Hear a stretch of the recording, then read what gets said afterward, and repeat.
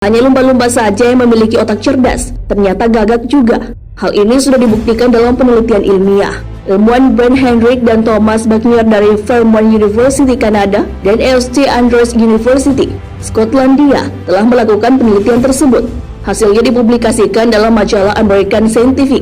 Penelitian tersebut menemukan bahwa gagak memiliki kemampuan dan mental yang sangat baik, sehingga bisa beradaptasi di lingkungannya. Burung gagak juga menggunakan logika dalam memecahkan sebuah masalah. Bahkan beberapa kemampuan lainnya melebihi kemampuan kera besar. Dalam percobaan itu, burung gagak diberikan tugas yang sebelumnya belum pernah ditemuinya. Hasilnya mengejutkan. Mereka berhasil mencari kreativitas dan solusi yang logis untuk menyelesaikan tugas-tugas tersebut. Bahkan mereka berhasil pertama kali, setiap kali dan tanpa trial dan error. Tak hanya itu, burung gagak juga terbukti bisa membuat hewan lain bekerja untuknya, seperti mencari makan. Minimal hewan-hewan tersebut bisa memudahkan mereka. Salah satu indikasi yang tidak ada pada kitab suci lain, yaitu bahwa Al-Quran memiliki sumber dari Tuhan Yang Maha Kuasa, tanpa pada kisah gagak dalam surah Al-Maidah ayat 31. Ayat ini menggambarkan bagaimana manusia pertama belajar menguburkan jenazah melalui perantara seekor gagak yang mengais tanah. Pada masa itu, tidak ada pengetahuan tentang tata cara pemakaman, sehingga informasi ini sulit dianggap sebagai hasil rekayasa manusia. Narasi tersebut menunjukkan pengetahuan yang melampaui konteks budaya saat itu dan memberi petunjuk praktis bagi kehidupan manusia. Agar Anda memahaminya, berikut ini penjelasan Notebook LM. Halo semuanya dan selamat datang kembali di sesi bedah materi kita. Buat Anda yang haus akan wawasan baru dan suka banget ngelihat isu-isu kompleks dibongkar sampai ke akar-akarnya, Anda ada di tempat yang tepat. Oke, yuk langsung kita mulai eksplorasi hari ini. Kita bakal membedah sebuah dokumen apologetika modern yang sangat menarik. Judulnya Gagak 4V15. Tapi sebelum kita melangkah lebih jauh, kita sepakati satu aturan main dulu ya. Di sini kita sama sekali nggak bertindak sebagai hakim teologis yang nentuin mana yang benar atau salah secara spiritual. Nggak sama sekali. Anggap aja kita berdua ini mekanik yang lagi asik ngebongkar komponen-komponen mesin, murni cuman pengen tahu gimana cara kerja sistem di dalamnya. Kita analisis strukturnya aja, oke? Nah, ini dia kail utamanya. Coba deh Anda pikirin, perdebatan agama di zaman dulu tuh biasanya kan mentok di saling lempar kutipan ayat kuno atau adu tradisi sejarah, ya kan? Tapi dokumen ini ngasih unjuk kalau evolusi debat itu udah berubah drastis. Hari ini, perdebatan itu udah nggak cuma sekedar beradu ayat, tapi udah berevolusi menggunakan senjata baru, biologi laboratorium modern, dan analisis statistik. Keren kan? Masuk ke bagian pertama, senjata baru, debat agama. Lanjut ke bagian kedua, benteng pertahanan, kecerdasan gagak. Penulis dokumen ini benar-benar bawa semacam buku pendoman yang di luar nalar. Mereka agresif banget pakai sains empiris sebagai alat ganda buat bertahan, sekaligus buat meruntuhkan klaim pihak lain. Coba kita lihat strategi pertamanya, yaitu benteng pertahanan yang dibangun dari keajaiban biologis genus Corvus, alias burung gagak. Data dari laboratorium nunjukin kalau gagak Kaledonia baru ini cerdasnya kebangetan. Mereka nggak cuma bisa memecahkan masalah yang butuh banyak tahapan, tapi mereka literally bisa menciptakan alat dari nol.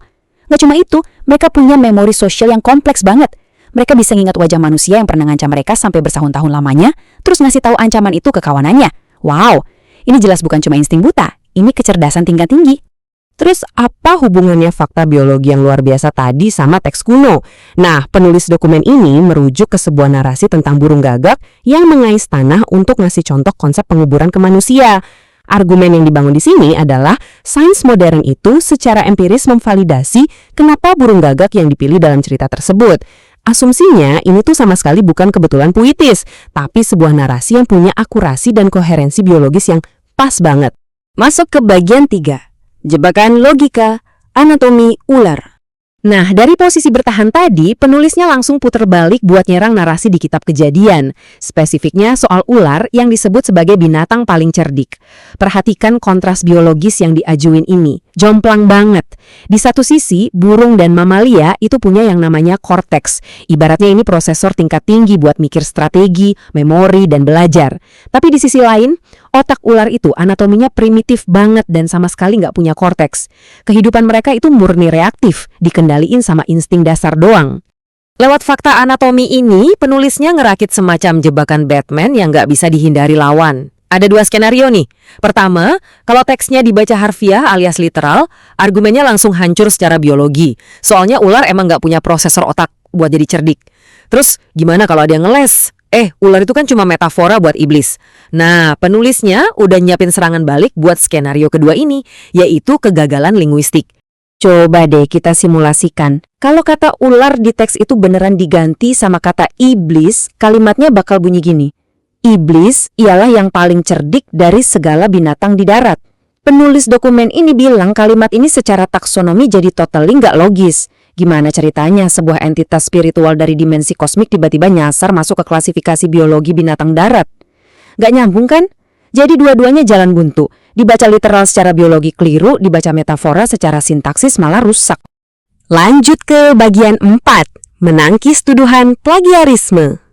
Sebelum penulisnya ngeluarin senjata pamungkas, mereka ngebangun tameng dulu buat nangkis tuduhan yang bilang kalau narasi ini hasil plagiat dari literatur Yahudi kuno, yaitu Midrash. Lewat analisis perbandingan teks, mereka nunjukin kalau narasi yang mereka bela ini tuh jauh lebih minimalis dan esensial. Alur ceritanya beda arah dan strukturnya nggak sekompleks literatur pembandingnya. Jadi mereka bilang ini bukti kalau klaim penyalinan langsung itu nggak berdasar. Dan sebagai argumen penutup untuk urusan sejarah ini, si penulis minta bukti konkret. Mereka langsung nantangin pihak penuduh. Mana manuskrip fisiknya yang ngebuktiin kalau ada proses salin menyalin secara langsung? Intinya, seluruh beban pembuktian itu dilempar balik 100% ke pihak penuduh. Kalau nggak ada bukti forensiknya, ya tuduhan itu otomatis gugur. Bagian kelima, dan ini dia puncaknya. Audit statistik teks suci. Nah, ini dia klimaks dari keseluruhan dokumen. Penulisnya tiba-tiba geser persneling dari biologi ke ranah audit statistik angka-angka di teks suci. Teknik retorikanya benar-benar tajam. Coba lihat angka 11 ini. Ini adalah jumlah ayat yang ditemuin penulis di dalam kitab Kejadian pasal 4, di mana Tuhan berdialog secara langsung sama Kain. Panjang lebar banget tapi cuma buat ngebahas hal-hal teknis doang. Terus, bam, langsung dikontrasin sama angka ini. 0. Penulis ngeklaim kalau jumlah ayat di mana Tuhan secara eksplisit terang-terangan ngejabarin doktrin krusial soal keselamatan kayak Trinitas atau inkarnasi itu 0 besar. Logika yang coba dibangun penulisnya kira-kira gini, masa iya Tuhan nyempetin 11 ayat buat ngurusin hal teknis sama seorang pembunuh, tapi buat syarat mutlak keselamatan malah nggak ada satupun instruksi eksplisit? Permainan angkanya nggak berhenti di situ. Penulis ngitung ternyata ada hampir 200 kali deklarasi eksplisit yang bunyinya akulah Tuhan tersebar di sepanjang perjanjian lama. Status ketuhanan ini ditegasin terus-terusan berulang kali tanpa nyisain ruang sedikit pun buat tafsir ganda. Tapi kemudian angkanya terjun bebas lagi ke 0. Penulis ngeklaim kalau deklarasi eksplisit akulah Tuhan dari mulut Yesus sendiri di perjanjian baru itu sama sekali nggak ditemuin. Ketiadaan statement langsung ini dibingkai penulis layaknya sebuah kegagalan total. Ibarat kita lagi audit kontrak hukum yang super penting, klausul paling utamanya mendadak hilang gitu aja. Jadi, bermuara kemana semua strategi ini? Dokumen ini dengan sangat percaya diri menarik kesimpulan absolut. Teks pilihan mereka lah yang paling rasional. Kenapa? Karena menurut mereka, teks itu selaras sama observasi sains, nggak mempan dijebak logika bahasa, dan lulus uji audit statistik untuk dalil-dalil yang eksplisit. Masuk ke bagian terakhir, sains sebagai wasit kebenaran? Terus, apa sih makna dari semua analisis kita hari ini? Bedah materi kita kali ini nunjukin dengan sangat jelas kalau apologetika modern tuh udah bergeser jauh banget, nyampurin sains laboratorium dan audit data jadi senjata naratif.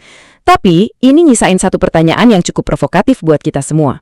Gini, sains itu kan sifatnya dinamis, berevolusi terus. Apa yang kita yakini soal kecerdasan hewan hari ini bisa aja berubah drastis besok. Jadi, apakah adil ngejadiin sains empiris yang terus berubah ini sebagai wasit mutlak buat menilai literatur kuno? Ataukah tanpa sadar kita ini sebenarnya lagi maksain sebuah karya metafora masa lampau untuk dibaca persis kayak kita baca buku panduan ngerakit mesin masa kini? Gimana menurut Anda? Bikin penasaran kan? Coba dipikir-pikir deh dan sampai ketemu lagi di eksplorasi ide kita yang selanjutnya.